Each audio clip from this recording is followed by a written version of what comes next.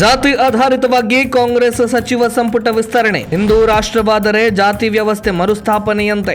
ಈ ದೇಶ ಹಿಂದೂ ರಾಷ್ಟ್ರವಾದರೆ ಜಾತಿ ವ್ಯವಸ್ಥೆ ಮತ್ತೆ ಬರುತ್ತದೆ ಎಂದು ಕಾಂಗ್ರೆಸ್ ಸಚಿವ ಡಾಕ್ಟರ್ ಯತೀಂದ್ರ ಸಿದ್ದರಾಮಯ್ಯ ಅಭಿಪ್ರಾಯಪಟ್ಟಿದ್ದಾರೆ. ಆದರೆ ಇವರ ಅಭಿಪ್ರಾಯಕ್ಕೂ ಇವರು ಇರುವ ಪಕ್ಷಕ್ಕೂ ಸಂಬಂಧವೇ ಇಲ್ಲ ಎನ್ನುವಂತೆ ಭಾಸವಾಗ್ತಾ ಇದೆ. ರಾಜ್ಯ ಸರ್ಕಾರದ ಸಚಿವ ಸಂಪುಟ ಇತ್ತೀಚೆಗಷ್ಟೇ ವಿಸ್ತರಣೆಯಾಗಿದೆ. ಸಚಿವ ಸಂಪುಟ ವಿಸ್ತರಣೆಗೆ ಕಾಂಗ್ರೆಸ್ ಅನುಸರಿಸಿದ್ದು ಜಾತಿ ಮತ್ತು ಪ್ರಾದೇಶಿಕತೆ ಎಂಬ ಎರಡಂಶಗಳನ್ನು ಮಾತ್ರ. ಮುಖ್ಯಮಂತ್ರಿ ಡಿ.ಕೆ. ಶಿವಕುಮಾರ್ ನೇತೃತ್ವದ ಕಾಂಗ್ರೆಸ್ ಸರ್ಕಾರದಲ್ಲಿ ಹೊಸದಾಗಿ 19 ಶಾಸಕರು ಸಚಿವರಾಗಿ ಪ್ರಮಾಣ ವಚನವನ್ನು ಸ್ವೀಕರಿಸಿದ್ದು, ಜಾತಿವಾರು ಸಮೀಕರಣಕ್ಕೆ ಅತ್ಯಂತ ಹೆಚ್ಚಿನ ಆದ್ಯತೆಯನ್ನು ನೀಡಲಾಗಿದೆ. ಹೊಸ ಸಂಪುಟದಲ್ಲಿ ಪರಿಶಿಷ್ಟ ವರ್ಗದ 7, ಲಿಂಗಾಯತ 7, ಒಕ್ಕಲಿಗ 5, ಪರಿಶಿಷ್ಟ ಪಂಗಡ 3, ಹಿಂದುಳಿದ ವರ್ಗ 7, ಅಲ್ಪಸಂಖ್ಯಾತರು 4, ರೆಡ್ಡಿ ಪಂಗಡಕ್ಕೆ 1 ಸಚಿವ ಸ್ಥಾನವನ್ನು ನೀಡಲಾಗಿದೆ. ಯತೀಂದ್ರ ಸಿದ್ದರಾಮಯ್ಯ ಅವರಿಗೆ ಅವರ ಕಾಂಗ್ರೆಸ್ ಪಕ್ಷಕ್ಕೆ ಜಾತಿಯನ್ನ ಗಣನೆಗೆ ತೆಗೆದುಕೊಳ್ಳದೆ ಕೇವಲ ಅರ್ಹತೆ ಮತ್ತು ಕಾರ್ಯದಕ್ಷತೆಯ ಮೇಲೆ ಸಚಿವರನ್ನು ನೇಮಿಸಬೇಕಾಗಿತ್ತು. ಅಡಿಗಡಿಗೆ ಜಾತಿ ಲೆಕ್ಕಾಚಾರ ಹಾಕುವ ಅಹಿಂದ ಎಂಬ ಜಾತಿ ಸಮೀಕರಣದ ಹೋರಾಟದಲ್ಲೇ ಮಿಂದೇಳುತ್ತಿರುವವರು